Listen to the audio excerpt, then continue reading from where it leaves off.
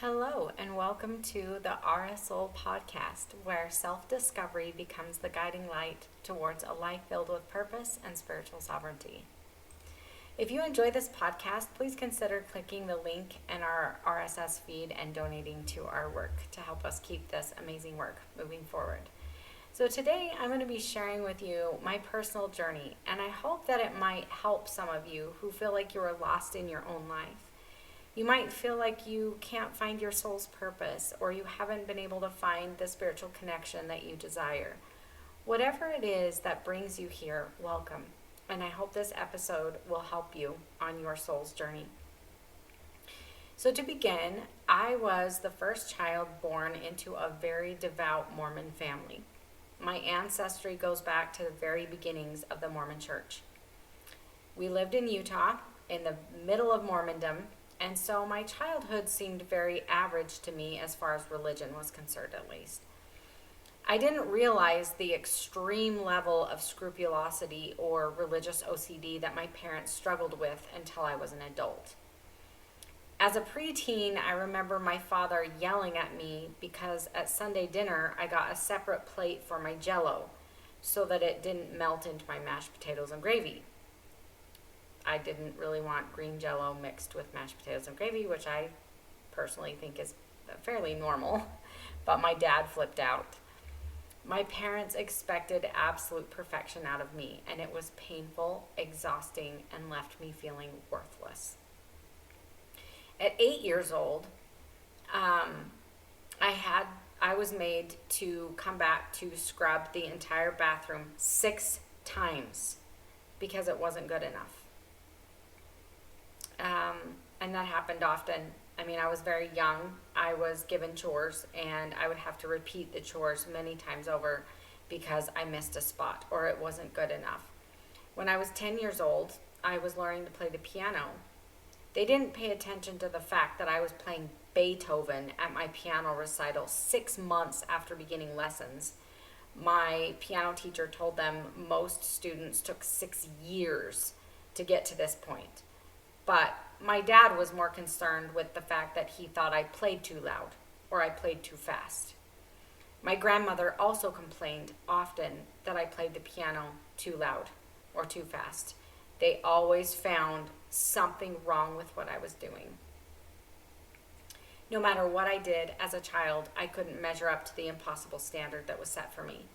In school, I thought I was stupid because my dad was always upset about my grades. His reaction caused me to believe all my life, up until I was in my 30s, that my grades must have been like C's and D's or something, because he was always angry. But when I was in my 30s, I found an old report card in the basement of my home with a lot of things from my childhood. And I was shocked to see that my grades were mostly A's with 1 or 2 B's. And the only C I ever received in elementary school was in handwriting. As an adult, I realized that my handwriting wasn't that great, but I'm ambidextrous and I can write equally with both hands. I saw that as a bonus rather than a negative. I lived with extremely intense expectations of perfectionism from everyone around me. My parents, my grandmothers, my mom's sister, who was the only aunt that I saw more than a couple times a year.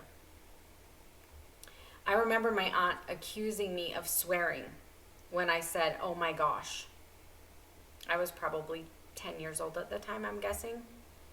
I told her that I didn't take the Lord's name in vain, but she said that I was, quote, trying to, and that was just as bad.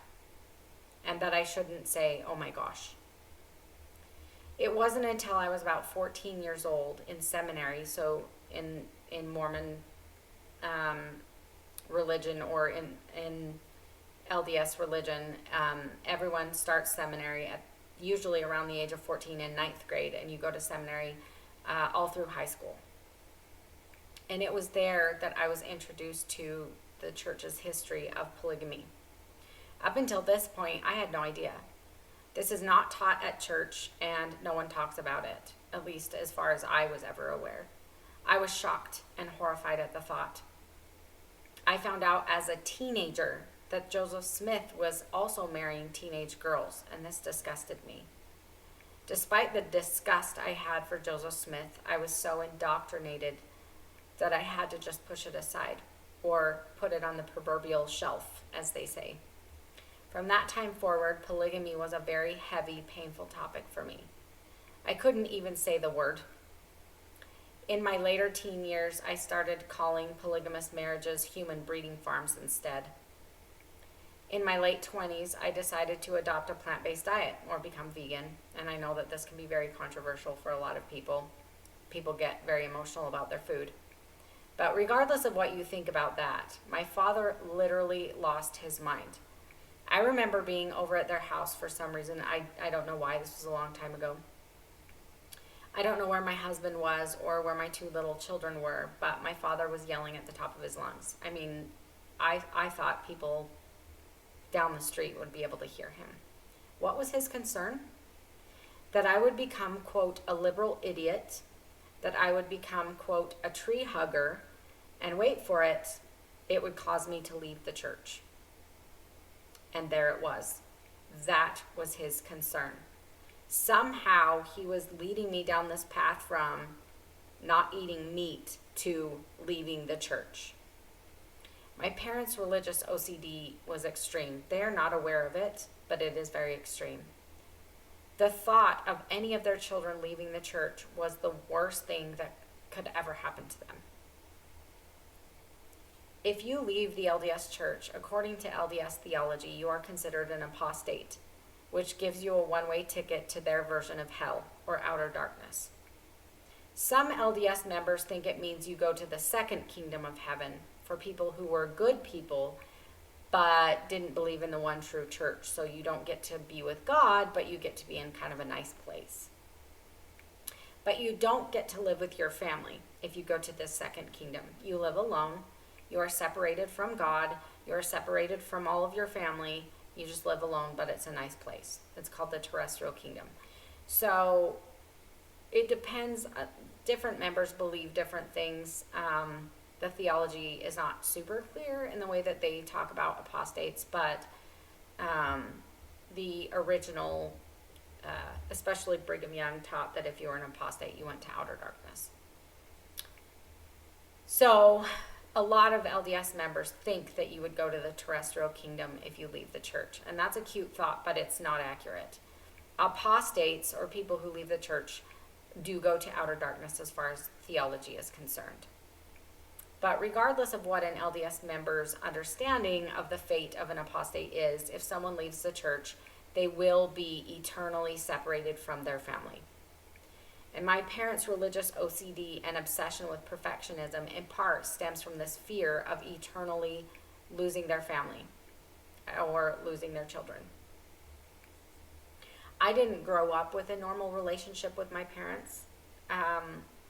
My mom, her father left when she was about 11 years old. And in the divorce, he just signed away all of his parental rights. They saw him a little bit in the beginning, and then he just never came around again, and has never had a relationship with them all their lives. And so my mom has this obsession with her heavenly father, and she internalized as an 11-year-old girl that the reason her father left was because she wasn't perfect enough, that she wasn't good enough. And, back in the 1960s, children's feelings were not considered ever. They just told them, don't cry, don't talk to your mom about this, your mom's having a hard time, and you guys just need to be obedient and good children. And that was very typical attitude of the 60s. They didn't receive any counseling, they did not receive any help, and my mom internalized this idea that she was the problem and that it was because she wasn't good enough, and that's why her dad didn't want her. And so she has turned to religious OCD in this obsession of being perfect enough for her heavenly father so that she can have this perfect loving father for eternity in heaven.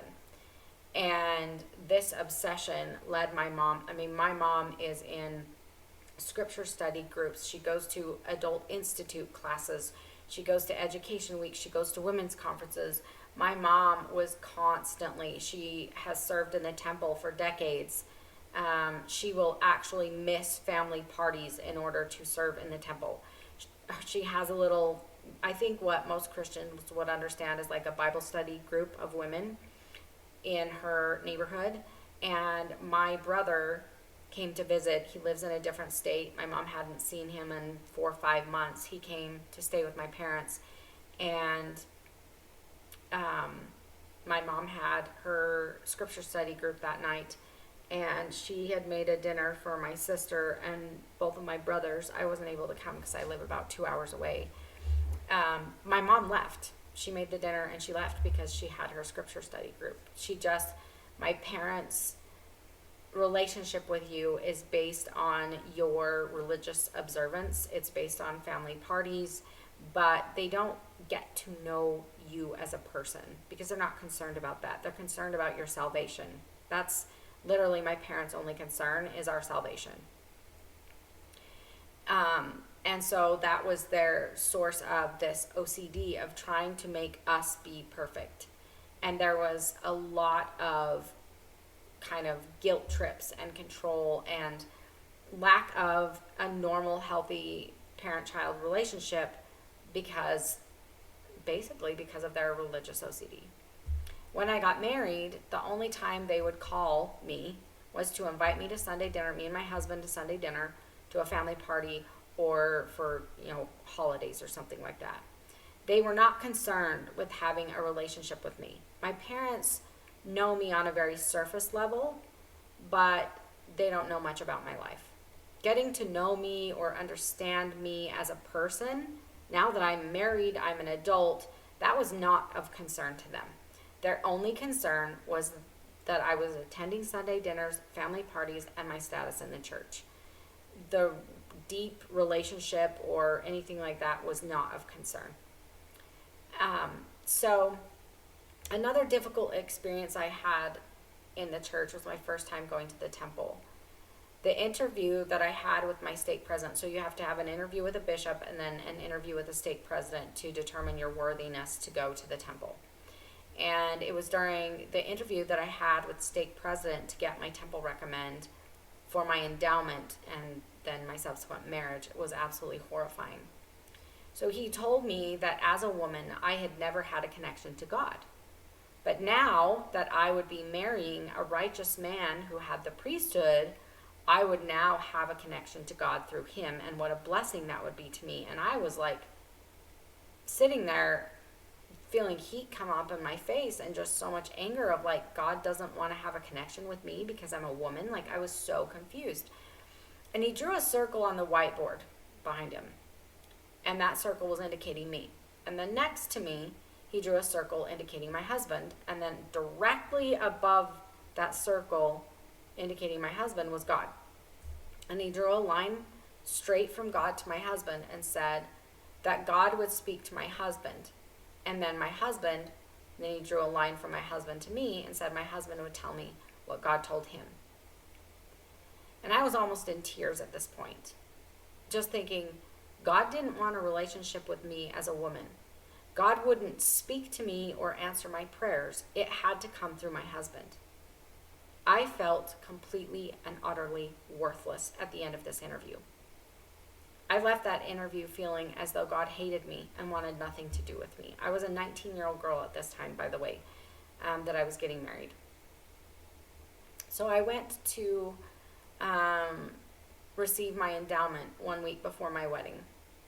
And keep in mind that if I leave this ceremony at any point, or I do not agree to make all of these covenants, I would not be allowed to marry my fiance, and his family would put extreme pressure on him to break off the engagement because this endowment is necessary for both of our salvation. And so if I'm not endowed and a believing member as his wife, he can't even get into heaven. So this is a big deal. And of course, I'm a fully believing member at this point, but I just want to stress this because there are covenants. You don't know what you're going to covenant till you get there. And they'll tell you in the beginning, if you don't want to make these covenants, you can leave. But again, you don't know what they are, and so you just sit there. I knew absolutely nothing about what was going to happen in the temple that day. or even what I would be covenanting to do. I'm not going to explain in every detail about my temple experience. If you want me to go into more detail about that, you can comment and let me know. But all I'm going to say is, as a sexual abuse survivor, there were aspects of the temple that were very upsetting to me. And I'll just leave it at that. But the experience of having to veil my face in the presence of God because I was a woman was oppressive and demeaning. I also had to covenant to obey the law of my husband. Yes, those were the exact words. I covenanted with God to obey the law of my husband. In my mind, I was thinking, I'm not doing that. I am not doing that. I do not agree with this. But in order to marry my husband, I had to do what I had to do. So I bowed my head and said yes anyway. But in my mind, I was thinking, God, I am not agreeing to this. And that's what you would do. You covenant to obey the law of your husband. You bow your head and say yes. As it continued, my future husband was promised to be a king and priest to the Most High God as his ultimate reward in heaven. But as a woman, I was promised to be a queen and priestess to my husband. This was also deeply disturbing to me. When we went into, because I don't, like I said, I don't have a connection to God. My connection to God is through my husband. So I'm a queen to my husband. My husband is the king to God, right? That was deeply upsetting to me. In the marriage ceremony, the woman, it's only like 5 minutes long. It's very, very quick. They give you some advice in the beginning. It's like a 5-minute little thing. There are no rings. There's no kiss. There's none of that. You do not write your vows. There's nothing. It's like a 5-minute ceremony, and they tell you what it is, and that's it. But basically, you give yourself to your husband, and he receives you unto himself, and that's it. And the reason that he doesn't give himself to you or promise himself to you in any way, shape, or form during this ceremony is that he can have as many women as he wants in the eternities. And so he receives you unto himself, but he could also receive 5, 10, 20, 100, however many other women he wants to receive. And so this was deeply disturbing to me as well. I didn't even know what the wedding would look like. There's nothing unique about it. You are not allowed to wear your wedding dress there. It's just a 5-minute quick ceremony in a little room. You can maybe have 25 guests, 12 on the groom's side, 12 on the other. None of my siblings were able to come. But as a believing member, you just try to make excuses. No, it's beautiful. The temple's beautiful. It's pretty. We're married. It's wonderful. But in reality, it was rough for me. That part of getting married haunted me forever, that I gave myself to my husband and he doesn't give himself to me. That for some reason just hit me really hard. I realized how deeply entrenched polygamy is in this religion, which was really hard and disturbing to me. I had my first faith crisis when I was about 32 years old. I had become aware that according to LDS canonized scripture, polygamy was required to enter heaven or the celestial kingdom. And this was actually taught in a Sunday school lesson at church. And I couldn't bear the thought of being forced to live this way for eternity. I did not realize that in D&C section 132, it is very clear that polygamy is required for the celestial kingdom, and that was taught from the pulpit by, I believe, the first 8 prophets of the LDS church. Most people are not aware of this, but I have found them in the Journal of Discourses, and it is very, very, very clear that this is the teaching and this is the belief. So I began looking into every other Christian denomination that I could think of, but I couldn't find one that I felt I could join. I kept this faith crisis to myself and didn't tell anyone for fear of the backlash. At this time, it was common for families to encourage divorce if one spouse left the church. In fact, it was very common for that to happen. And the reason is, in LDS theology, or Mormon theology, marriage is a requirement to enter heaven or the celestial kingdom. So if one spouse leaves the church, the other spouse that is still an active member cannot go to heaven. So your ability to get into heaven is completely dependent upon your spouse, which is a horrible theology, but this is what it is. So as I have left the Mormon church, I have realized how common it is that divorce happens when one spouse leaves the church. It is extremely common because you can't get into heaven with a spouse that's not a believing member. And so a lot of people say you need to get divorced and you need to find a believing member so that you can actually get into the celestial kingdom.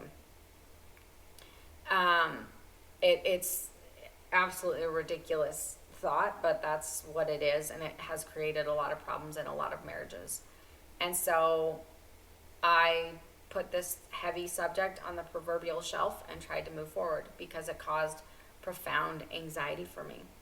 There were times the thought of dying was absolutely terrifying to me. I knew that if I died young, my husband could get sealed to someone else, and if that happened, I would be forced to either live in polygamy for eternity or to accept a lower heaven and lose my family, my children, and live alone for eternity. Those were my two options. If you die young and your husband, he gets to decide if he wants to be sealed to someone else. You do not have a choice. And so basically your choice is to live in that polygamous relationship forever, or if you don't want to live in the celestial kingdom in polygamy forever, you can go to the terrestrial kingdom. You will lose all of your family, your children, and live alone for eternity. It's supposed to be a decent place. It's not hell, but you live alone. So no matter how you look at it, heaven was a horrible place for women. But I pressed forward. I read my scriptures an hour every single morning. I read conference talks. I got to the point for about 8 years. I was reading scripture for an hour every morning, and then I didn't have a job, of course. I'm a stay-at-home mom. My kids were teenagers at this point. So I was studying for 2 hours, an hour of scripture study every morning, an hour of studying conference talks every morning. I was taking notes. I was reading all of the footnotes of the conference talks, all of those scriptures, taking notes. I had notebooks everywhere. I took notes at every general conference. I was all in, and I believed the church was true despite all these painful teachings. But in my 40s, I started realizing that Mormon heaven was not heaven for women. A lot of women in the church started asking about the doctrine of Heavenly Mother, which is the LDS version of the feminine divine, which there have been, the feminine divine was even worshipped in the Old Testament. Most people don't know that, but it's true. The church cracked down and told women they were not allowed to pray to her, they were not allowed to worship her, they were not allowed to speak about her in church. We know she exists, but you need to leave it at that. And if you understand LDS theology at all, every woman in the church will become a heavenly mother who creates spirit children to populate the worlds her husband creates. That's LDS theology. So a woman will become a heavenly mother in heaven. That's your ultimate goal. But unlike LDS theology on womanhood on earth, a woman's highest calling in life is to be a mother, and her primary responsibility in life is to nurture her children, according to the family proclamation. But Heavenly Mother, on the other hand, she creates the children, but once they're sent to earth, they will never know of her. She has absolutely no involvement in their life. They are forbidden from speaking about her or to her. They cannot pray to her. They cannot worship her. She is a silent, invisible mother.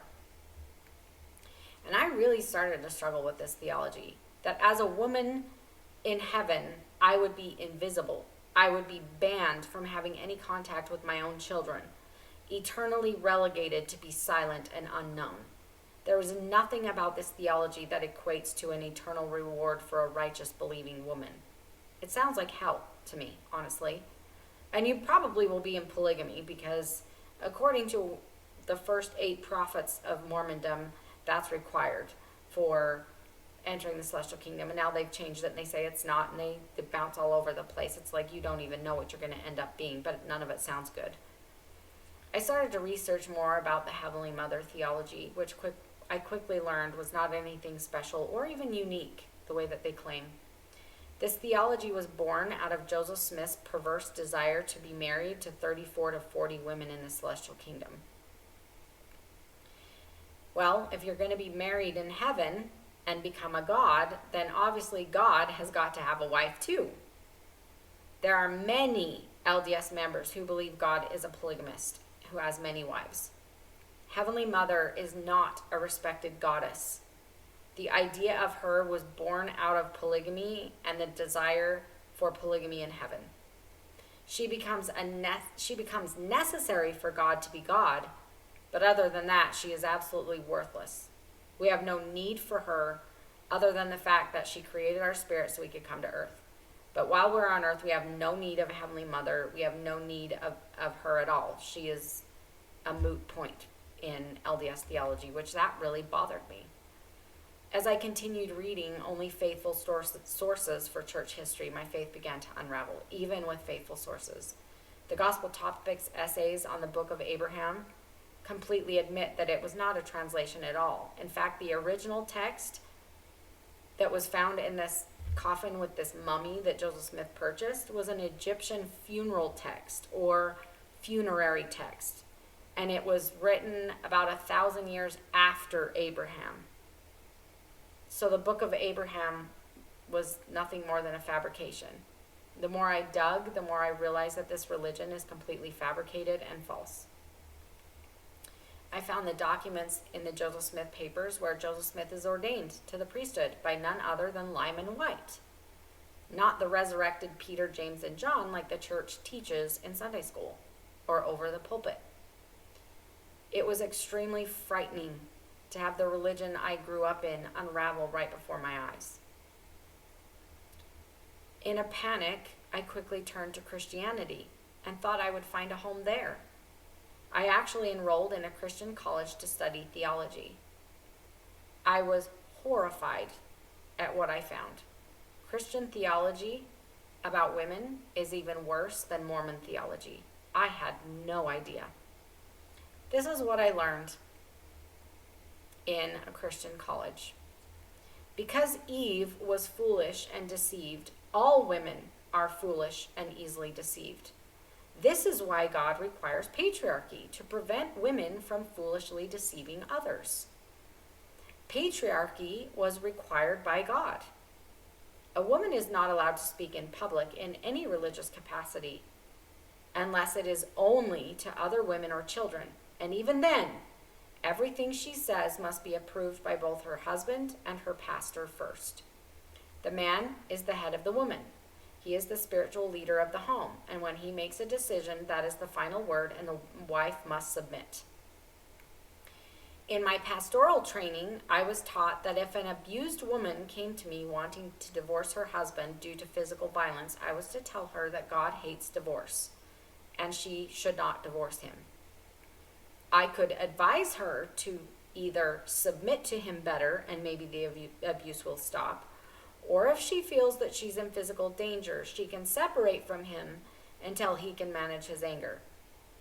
So the professor teaching this had a PhD and advised that it would even be okay for her to live separated from her husband for the rest of her life if he wasn't able to get over his abuse and physical violence.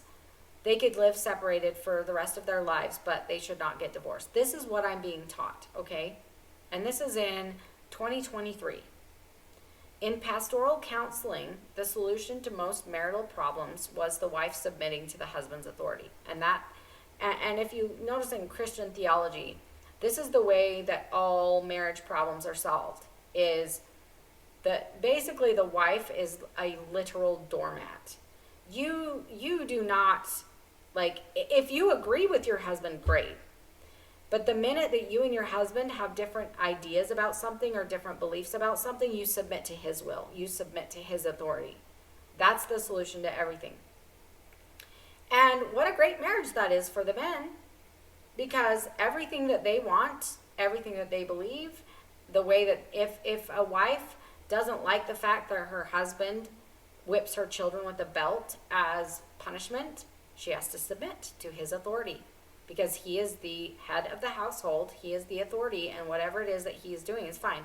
You could have a woman, not that this would probably happen in fundamental Christian circles, but you could have a woman who had like a PhD in child development, okay?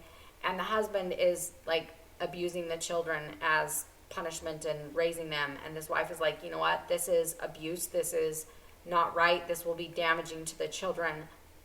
And as a PhD in child development, she's telling her husband this. And guess what? Husband is the head of the household. Husband is the authority. Whatever he says goes. And you have to submit to him, even if you do, in fact, know better than him. That's it. And what I started learning, I mean, I was struggling. I was in a very, very, very difficult place in my spirituality at this point. And my husband was noticing a lot of inner turmoil that I was having over these teachings, because I came to find that Christianity isn't just patriarchal like Mormon church. It's downright misogynistic. And if you know the word misogyny, it actually means more of like a hatred of women. It's not just being domineering or controlling or patriarchal. It's more of a hatred or disdain of women. The idea that women are foolish and easily deceived and must be controlled, and that abuse is not a reason for divorce, and to advise a woman to submit to an abusive husband is misogyny. I was also taught right in Christian college that everything that is wrong in society right now is due to women leaving the home and entering the workplace and trying to have more of a say in the world. And they are deceiving society, and they are causing the degeneration of our society. Women are doing this. This is what I'm being taught in Christian college. I was flabbergasted. I was shocked beyond belief that people are teaching this crap, but this is what is being taught. A woman cannot be a spiritual leader of the home or in a church or anywhere else, because she's foolish and she's easily deceived, and she will deceive her children and she will deceive her family. They literally believe that a woman spiritually leading her children will lead them down to hell. That is the only direction that a woman's spiritual leading can go, because Eve, and they hate Eve. They literally hate Eve. They think that God had this perfect, beautiful plan, and he had this beautiful plan, and the first humans that he puts on the earth ruin it. And then God's got to go to backup plan, which I'm like, this all-knowing God was like, oh crap, you just ruined my plan. Like it was so bizarre. But yeah, a woman leading in any capacity will deceive and lead the people to hell. So that's how they see women. And this is why you'll see men and women both get viciously angry about the idea of a female pastor. Because if you're a female pastor, you're leading everyone to hell. And that's the only way that can go in Christian theology. That's the only way that a woman pastor can lead people, is to eternal destruction. So, yeah. To give you a bit of background on this next story, we adopted a 6-year-old little girl from China in 2016. And she is blind. She has global developmental delays and intellectual disability. So, because in China, disability is viewed in a very negative light. And even a child with a club foot or a cleft palate often will be abandoned there. They have a lot of kind of superstitious beliefs and basically negative beliefs about disability. And there are no services for anyone with disabilities there. So a child that's blind does not receive any intervention whatsoever. And she was just left in a crib. Well, if you can't see anything that's going on around you, when we got her home at 6.5 years old, she didn't even know what a toy was. She was afraid to even touch anything. And so there were no connections made in her brain of what things were, anything before the age of 6.5. So her intellectual disability really kind of came out of severe neglect. And as I learned about the idea Christian hell, right, the idea of hell, I was taught that anyone who did not have the opportunity to hear about Jesus Christ on earth will be thrown in hell. The foundational belief of Christianity is that God predestined some people that he created for heaven. And some people that he created them for hell. Like literally, he created you for hell. And so as I was studying this, and I realized my daughter's parents and family who live in a very remote village in very northern China are predestined for hell according to Christian belief. Because there's no way they will ever learn about God. Why? Because it is illegal in China. It is illegal. Not only that, they live in a very remote village in northern China. They're never going to hear about God. And so this idea that her family is predestined for hell because of this, I can't accept that as true. I just cannot. I did graduate as a commissioned pastor because I wanted to finish what I started. But the teachings of Christianity are misogynistic and absolutely cruel. That's all I can say. Eternal hellfire and damnation simply because you were born on the wrong continent where it is illegal to preach about God. What kind of God is this that creates people just to torment them eternally? I don't understand that. I eventually, after I graduated and could just stop studying this very abusive theology, I found a connection to God outside of organized religion. I began to realize that organized religion is a system of ownership of God. They tell you that your only connection to God is through them. You have to jump through all the hoops that they set for you, pay your tithing, and learn of God through them, or go to hell. What I found on the other side of organized religion was a beautiful, peaceful belief and full of absolute and unconditional love. I found a belief system that was beautiful, and I've never felt more joy in my life than I do right now. More peace. I have a beautiful connection to God. I spent my life trying to earn the love of God, being told that I had to check an endless list of boxes. And I'm not talking about being a good person. I'm talking about having callings in church, paying tithing, making covenants in a temple, going to the temple all the time, doing family history, all of that, just stuff, not about being a good person.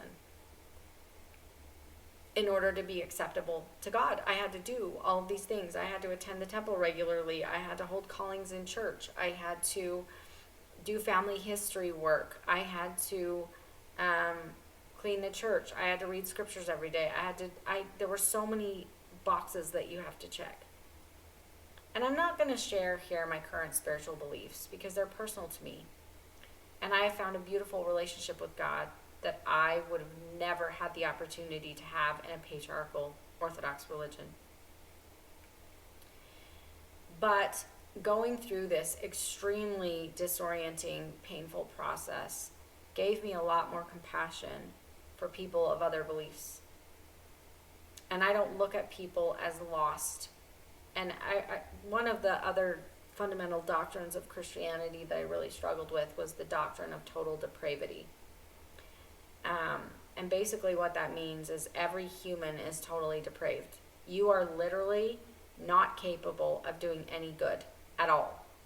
Every fiber of your being is evil and depraved. And the only way that you ever do something good for another person or say something good or anything good comes out of you is because of Christianity or because of your belief in Jesus or your belief in God. But I didn't believe that. They also teach that you did not exist until your mother became pregnant with you, which I find very interesting. But from a religious perspective, it doesn't really make sense, and I'm not going to go into that. But I understand why the thought of God is so offensive to so many people. And the reason is 100% organized religion has created a God after their own hearts. Men have taken religion and completely perverted it. If you look at Jesus in the Bible, Jesus was anointed for burial by a woman. Jesus first appeared after being resurrected to a woman. It was women that traveled around with him and funded his ministry. He allowed Mary to sit at his feet and learn from him, which they considered Jesus a rabbi and called him this. A disciple or a student of a rabbi that was sitting at their feet learning from them, that was a position for a man. This is why Martha was having a fit about Mary sitting at the feet of Jesus and learning from him. She needs to be in the kitchen like women are supposed to be. And Jesus says, no, she has chosen the good part. She is allowed to be here. When Jesus first proclaimed to be the Messiah, it was to the woman at the well. We see Jesus elevating women everywhere. We have Phoebe, who was a deacon minister in the church, who took Paul's letter to the Romans. We have Phoebe, who was chief among the apostles. We have many women leaders in the early church, which was ended at the Council of Nicaea in 325 AD, when we start having the Orthodox Church and the beginnings of the Catholic Church trying to gain control over the religion. And when it turned from women being able to be leaders in the church to only men. And they used very, very wildly taken out of context scriptures in order to do that. They have created a God after their own hearts that honors men and subjugates women. They have created a God that is misogynistic, oppressive of women, hateful, vengeful, a God that predestines people to an eternity of never-ending suffering solely because they were born somewhere where Christianity is illegal or unknown. If you've ever been introduced to the God of Christianity, I completely understand why you cannot bear to hear the word God without shuddering inside at the thought. I understand now.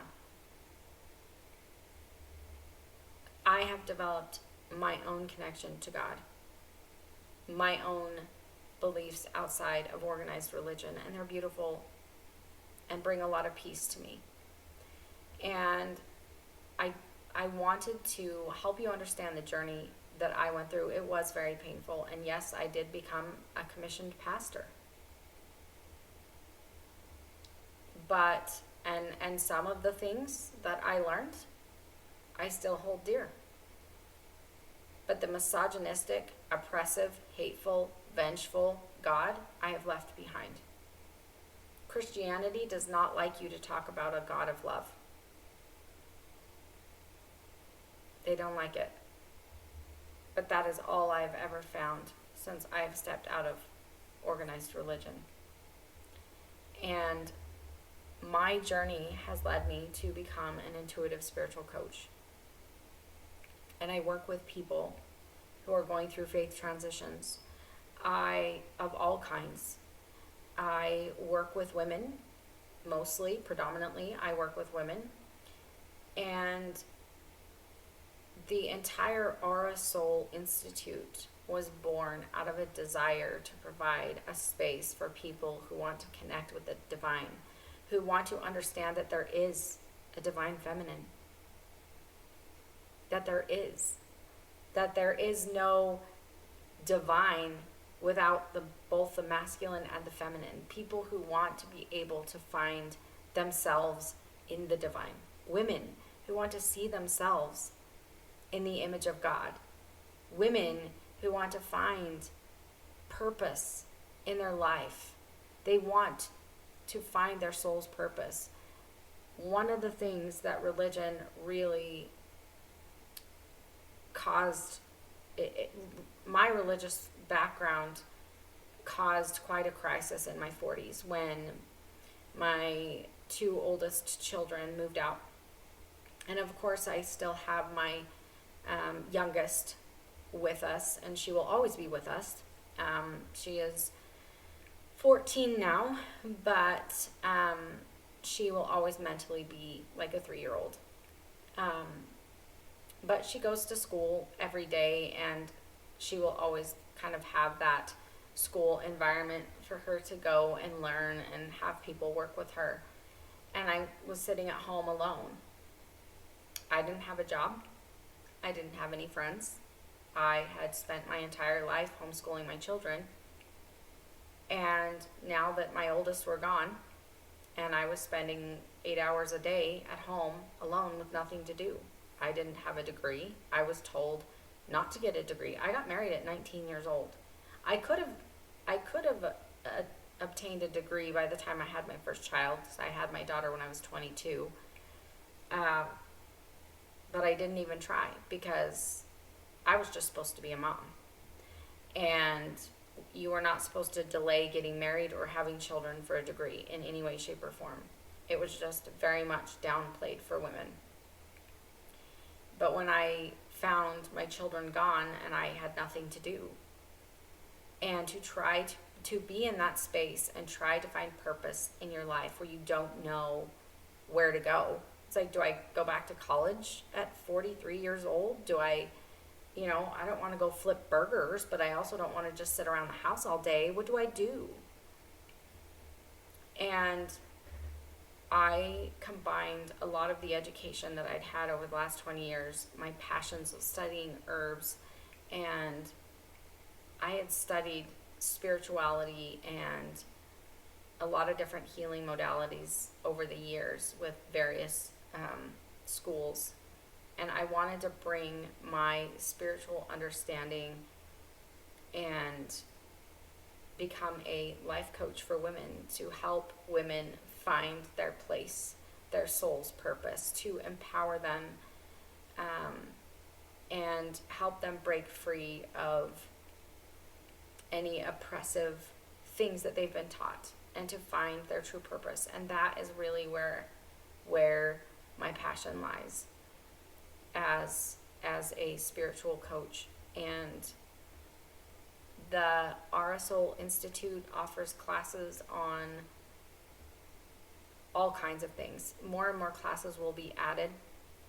I am feverishly working behind the scenes on the energetics of herbs classes. If you are already an herbalist or you've studied herbs, this class will take it to the next level to help you understand them on a more fundamental energetic level so that they will be more powerful. There will be classes on essential oils. There will be classes on healing stones and different frequencies, on sound healing. It is just a place where, for me, this is where I landed and found the greatest peace and love and joy. And it's something that I want to share with other people that may be on the same journey that I'm on. So I hope that you found this story interesting or helpful in some way. I know it's just kind of my basic spiritual journey, but I know that everyone goes on a spiritual journey. And as you mature, if you are able to mature in your spiritual beliefs, part of maturing is asking questions and seeking understanding. And if your religion doesn't allow for that and doesn't allow you to question the fundamental beliefs and why they have them and where they came from, and really grow into maturity in your spiritual beliefs, you are in a cult. You are not in a spiritual space. And I learned that very, very, very clearly. if your religion suppresses your voice and suppresses who you are fundamentally, it is not a healthy space for you. I realized I didn't belong in organized religion. Why did I not belong there? Because they don't want me there. Say, oh, yes, we do. No, you don't. If you don't want to hear my voice, if you don't want to hear my thoughts, my opinions, if my voice doesn't matter, I don't belong there. And I think a lot of women are coming to that place of saying, I don't belong here. I'm not wanted here. And truly, you're not. They say that they want you. They want your butt in the seat. They want your 10% tithing. They want the fact that you can have babies. But the reality is, they don't want you. They don't want your voice. They don't want your opinions. They don't want your decisions. They just want you to sit down and shut up and do what they tell you. It's not a place where you belong. Because a place where you belong is a place where you are loved, where you are valued. Every part of you is valued. Your opinion is valued. Your thoughts are valued. Your decisions are valued. And your thoughts and opinions and decisions have weight. In order for you to truly have value, your thoughts, your opinions, and your decisions have weight. If they don't, you aren't wanted and you aren't valued. It's plain and simple. And I can tell you, there is a space beyond atheism, and there is a space beyond Christianity, and there is a space beyond religion where things fall into place and become beautiful. Where God isn't mean and vengeful and scary, and God is not there to throw people in hell or cause suffering or cause pain. And when you start to understand the purpose of things, it becomes beautiful. It becomes comforting. And if that is a journey that you are on to find that peace and that joy in your heart, a connection to God all on your own, this is definitely a space for you. Because a lot of people say the universe or source or use a lot of words, the divine, but I use the word God. And the reason that I do is because to not use that word would be to go against what I know inside myself. Some of us have had deep and profound experiences that we can't deny. But those of us that have had them, don't try to make money off of them. Don't try to create religions off of them. We hold them in our hearts, just an inner knowing of God. And that's where I am. But I want you to know that there is so much more about spirituality outside of organized religion, and it's a beautiful place. I know I have continued rambling. I'm sorry, I could talk all day about this, but I hope that you will continue on this journey with me. We will be talking about all kinds of things. We'll be talking about angels. We'll be talking about spirit guides. We'll be talking about guardian angels. We will delve into the beautiful world of herbs, but we're going to talk about herbs from a spiritual perspective and an energetic perspective. We are going to talk about God or the divine from the masculine and feminine perspective. So you will hear me use feminine references to God as well. I know that freaks a lot of Christians out, but it's reality.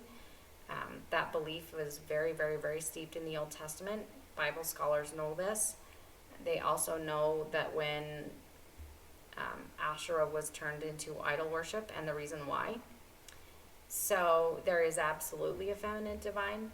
It's just something that's been hidden from you. And as a woman, I can tell you, connecting with the feminine divine is the most deeply spiritual thing that you can come to find in your spirituality, is to see that you as a woman are absolutely in the image of God in every way, shape, or form.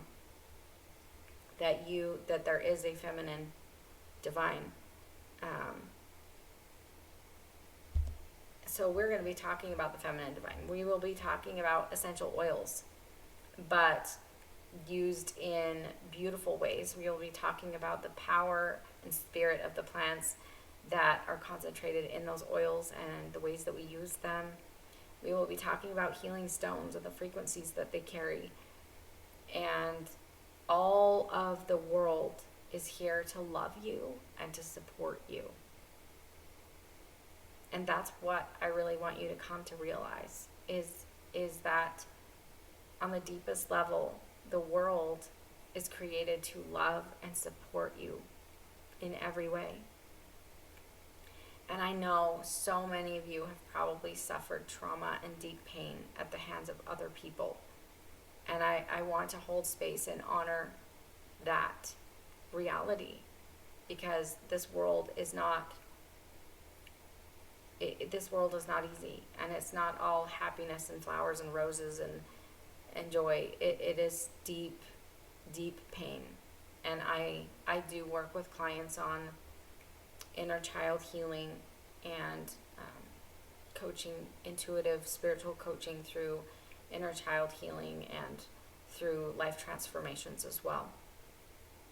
And part of that is processing a lot of the emotions, a lot of the trauma, and a lot of the experiences that you've been through, holding space and feeling, but at the same time being able to move through those things, and you can get to a beautiful place in your life.